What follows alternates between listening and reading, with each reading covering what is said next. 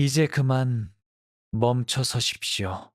인생의 황혼기에 다다른 우리는 정말 숨가쁘게 살아왔습니다. 새벽부터 밤늦게까지 가족을 돌보느라 몸이 부서지는 줄도 모르고 일했습니다. 자녀들을 뒷바라지하느라 원하는 옷, 맛있는 음식 모두 참아가며 수십 년의 시간을 쉼없이 달려왔습니다. 정말 고생 많으셨습니다. 수고하셨습니다. 그런데 이제는 좀 쉬어도 될 나이인데도 여전히 휴식이 불안하게 느껴지실 겁니다. 아침에 눈을 뜨면 무언가 할 일이 없으면 허전하고, 가만히 앉아 있으면 쓸모없는 사람이 된 것 같아 자꾸만 일거리를 찾아 헤매시죠. 평생을 달리는 경주마처럼 살았기에 멈추는 법을 잊어버린 것입니다.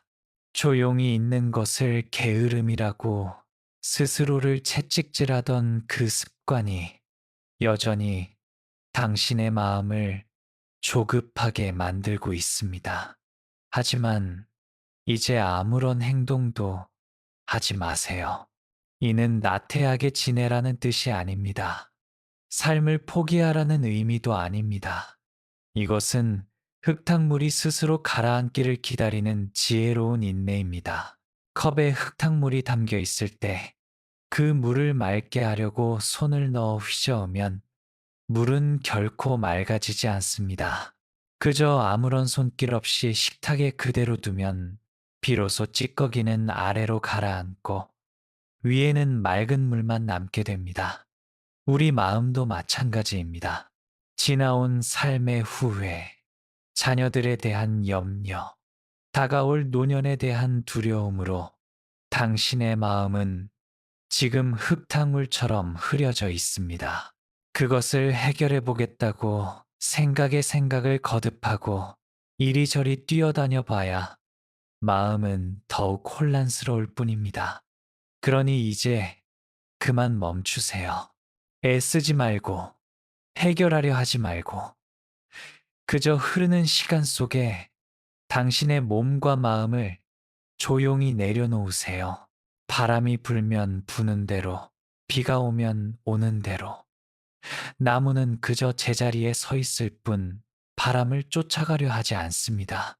오늘 우리는 그 나무처럼 어떤 것도 안 하는 위대한 시간을 함께 가져보려 합니다. 이 시간 동안만큼은 누구의 아버지도 누구의 어머니도 아닙니다. 그저 고요한 숨결로 존재하는 소중한 생명일 뿐입니다. 자, 이제 편안하게 자리를 잡고 앉아보세요. 어깨에 들어간 힘을 완전히 빼고 제 목소리에만 귀를 기울이십시오. 아무것도 안 해도 당신은 이미 충분히 가치 있는 사람입니다. 지금부터 진정한 쉼을 위한 7가지 통찰을 전해드리겠습니다. 첫 번째, 애쓰지 않아도 괜찮습니다. 우리는 태어나면서부터 귀에 못이 박히도록 들었던 말들이 있습니다. 부지런해야 성공한다. 남들이 쉴 때 일해야 앞서간다. 게으름은 죄악이다. 특히 지금의 60대, 70대 어르신들은 그 말을 신념처럼 여기며 살아오셨습니다. 새벽 종이 울리면 일어나 밤늦도록 일터를 지켰고 내 몸 하나 돌볼 틈 없이 가족의 생계를 책임져야 했습니다. 그 성실함이 있었기에 자식들을 먹이고 입혔으며 지금의 풍요로운 세상도 만들 수 있었음은 누구도 부인할 수 없는 사실입니다. 그렇게 쉬지 않고 달려온 결과 지금 당신의 마음은 평온한가요? 행복하신가요? 혹시 잠시라도 몸을 뉘면 천장이 빙글빙글 도는 것처럼 불안하고 할 일이 없으면 마치 쓸모없는 낡은 신발이 된 것 같아 가슴 한구석이 싸늘해지지는 않습니까?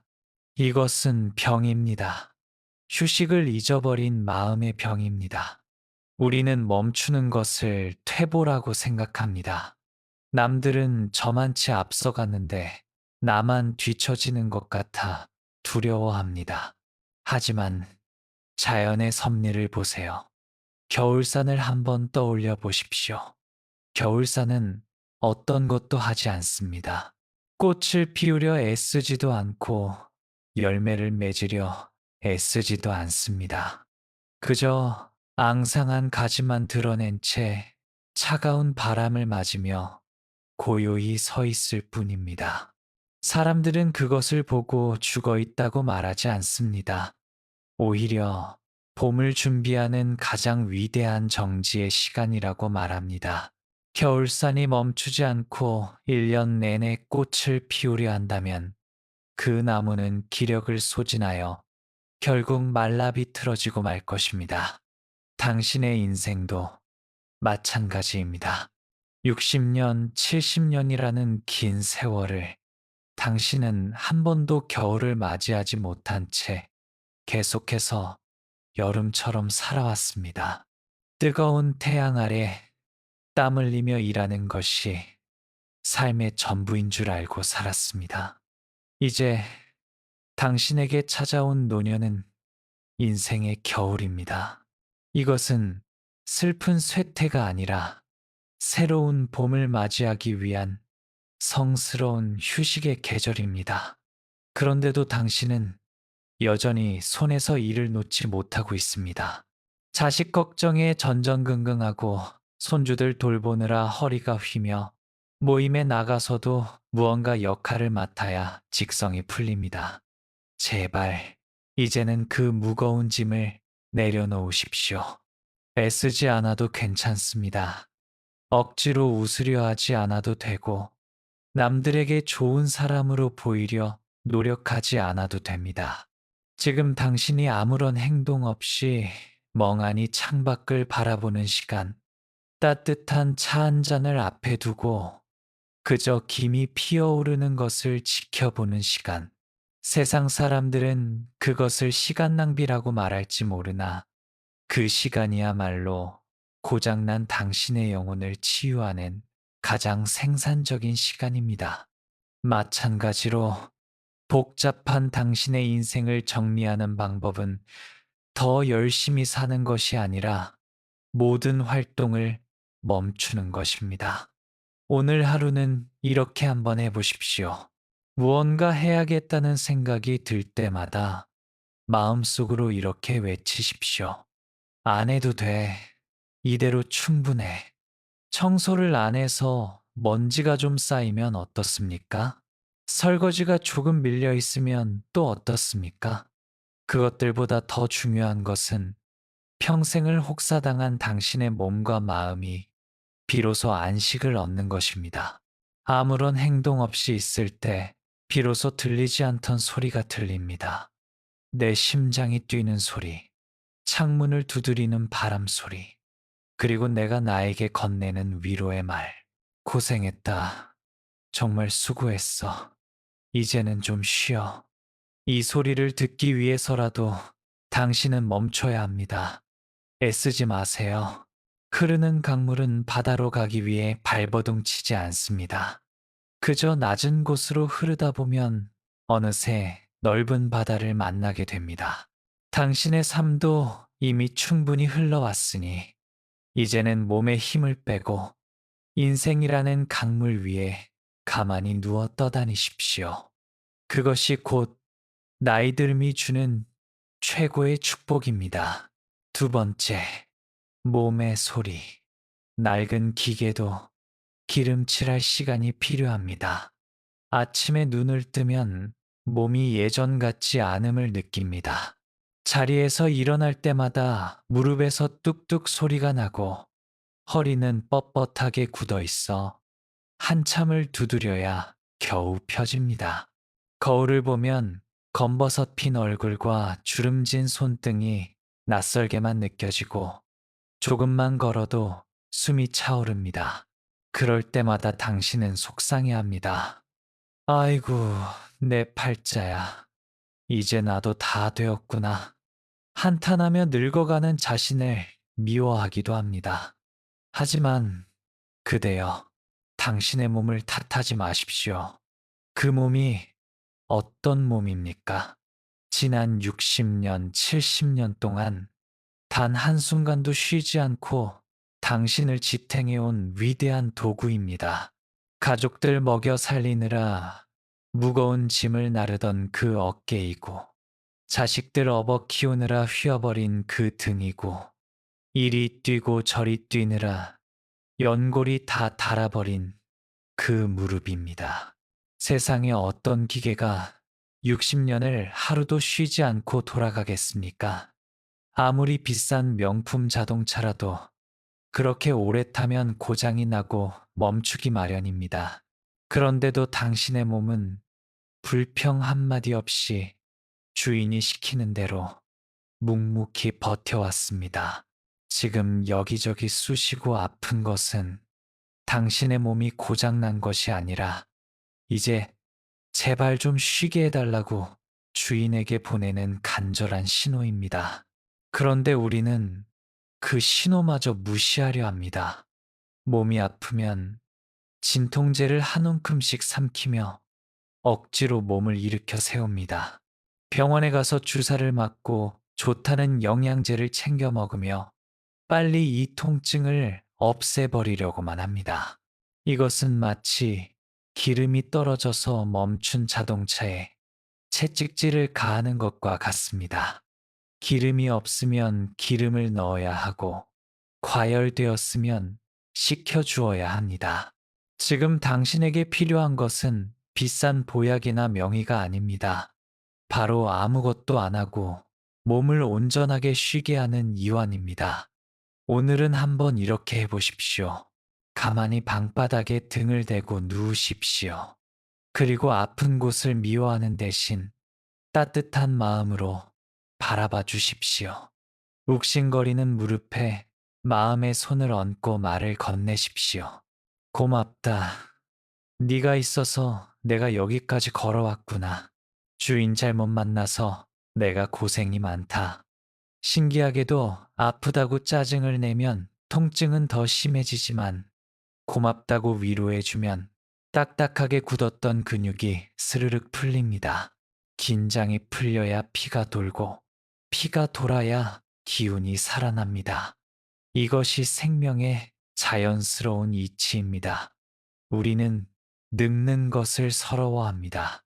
하지만 낡은 것이 추한 것은 아닙니다. 오래된 가구에서 나는 은은한 광택처럼 세월을 견뎌낸 당신의 몸에는 성스러운 역사가 새겨져 있습니다. 젊은 날의 민첩함은 사라졌지만 그 대신 둔탁하고 묵직한 지혜가 당신의 몸속에 깃들어 있습니다. 그러니 이제 몸을 혹사시키는 일은 그만두십시오. 조금 느리게 걸어도 괜찮습니다. 남들보다 뒤처져도 상관없습니다.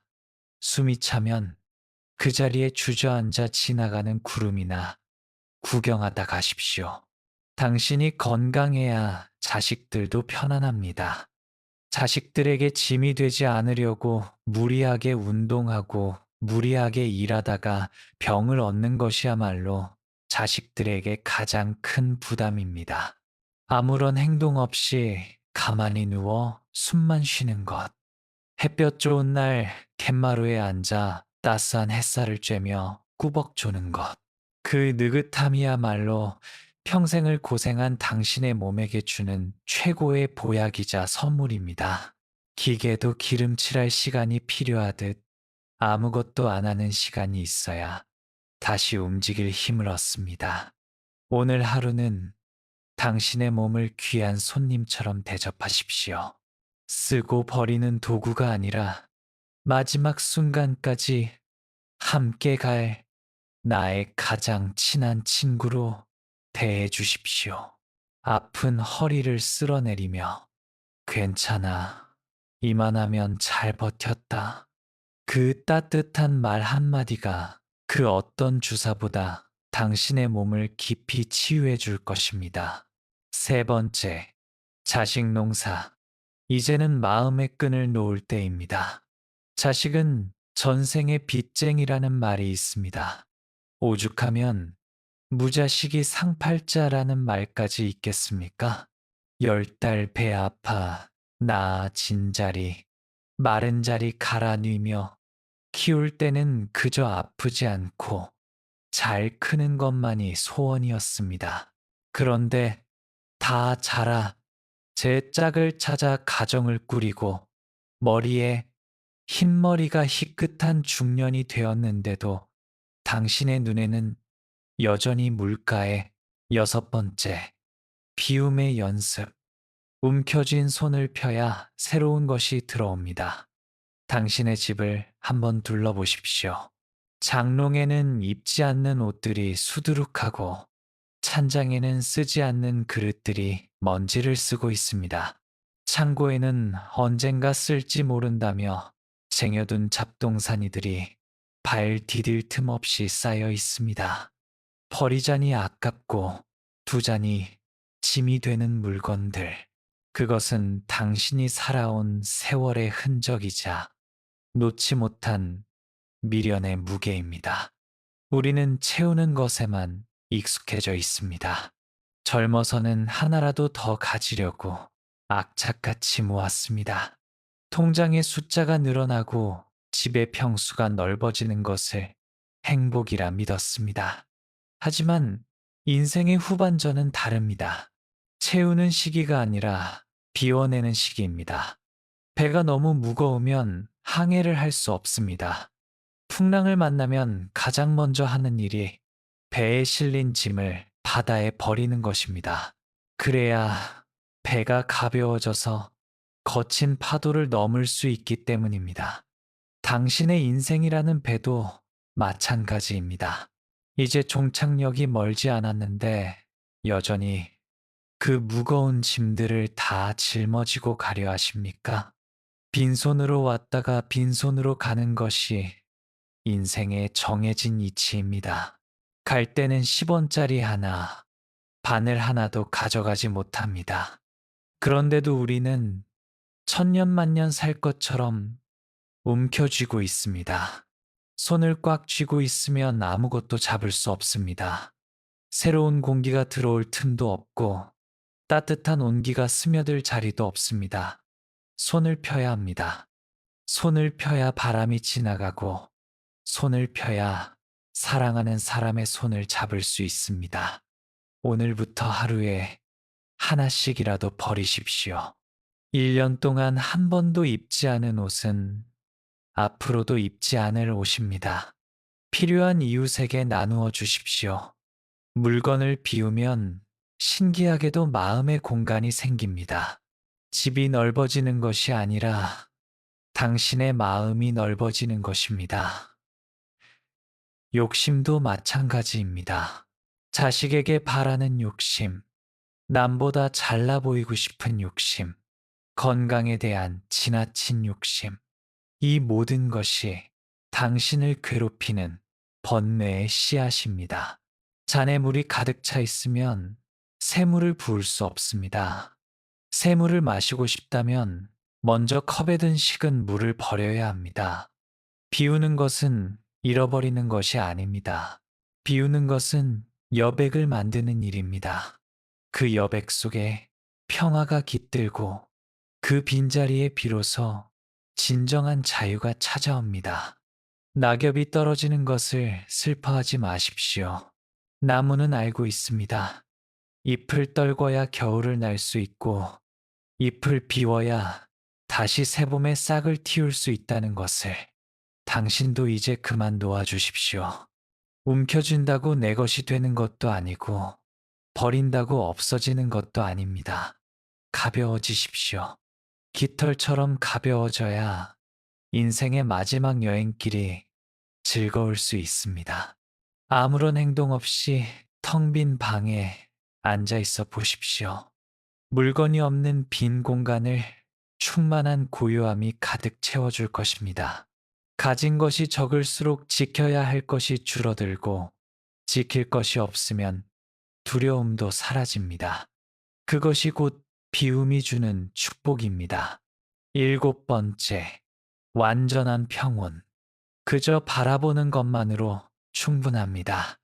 이제 마지막 이야기입니다. 지금까지 우리는 멈추고 쉬고 비웠습니다. 그 빈자리에 무엇을 채워야 할까요? 아무것도 채우지 마십시오. 그저 있는 그대로 바라보는 것. 그것이 마지막 공부입니다. 우리가 괴로운 이유는 세상 일을 내 뜻대로 바꾸려 하기 때문입니다. 비가 오면 비가 온다고 투덜대고 날이 더우면 덥다고 짜증을 냅니다. 내 자식이 내 뜻대로 안 된다고 화를 내고 세상이 불공평하다고 떼를 씁니다. 이 모든 것이 내가 세상의 판사가 되어 옳고 그름을 판단하려 하기 때문입니다. 세상은 원래 내 뜻대로 되지 않는 것이 정상입니다. 파도가 치는 것은 바다의 일이지 당신이 관여할 일이 아닙니다. 이제는 심판자의 자리에서 내려와 구경꾼의 자리로 가십시오. 영화관에 갔다고 생각해 보십시오. 영화 속 주인공이 슬픈 일을 당해도 관객은 스크린으로 뛰어들지 않습니다. 그저 저런 일이 있구나 하고 바라볼 뿐입니다. 당신의 인생도 그렇게 바라보십시오. 화가 나면 내가 화를 내고 있구나 하고 알아차리기만 하십시오. 슬픈 생각이 들면, 아, 내가 지금 슬프구나 하고 지켜만 보십시오. 감정은 구름과 같습니다. 당신은 그 구름이 떠가는 하늘입니다. 구름이 검다고 하늘이 검어지지 않고 비가 온다고 하늘이 젖지 않습니다. 그저 왔다 가는 손님처럼 대하십시오. 오면 오는가 보다, 가면 가는가 보다. 그렇게 무심하게 바라볼 때 마음의 평화가 찾아옵니다. 강물에 떠내려가는 나뭇잎을 보며 왜 그리로 가느냐고 따지는 사람은 없습니다. 그저 흘러가는 대로 두세요. 당신의 남은 생도 그렇습니다. 바꾸려 하지 말고, 고치려 하지 말고, 판단하지 마십시오. 몸이 아프면 오늘도 내 몸이 고생하는구나 하고 바라보고, 누가 서운한 말을 하면 저 사람은 저런 마음인가 보다 하고 넘기십시오. 반응하지 않는 것이 힘입니다. 맞서 싸우지 않는 것이 이기는 것입니다. 당신은 지금까지 충분히 치열하게 살았습니다. 충분히 아파했고, 충분히 노력했습니다.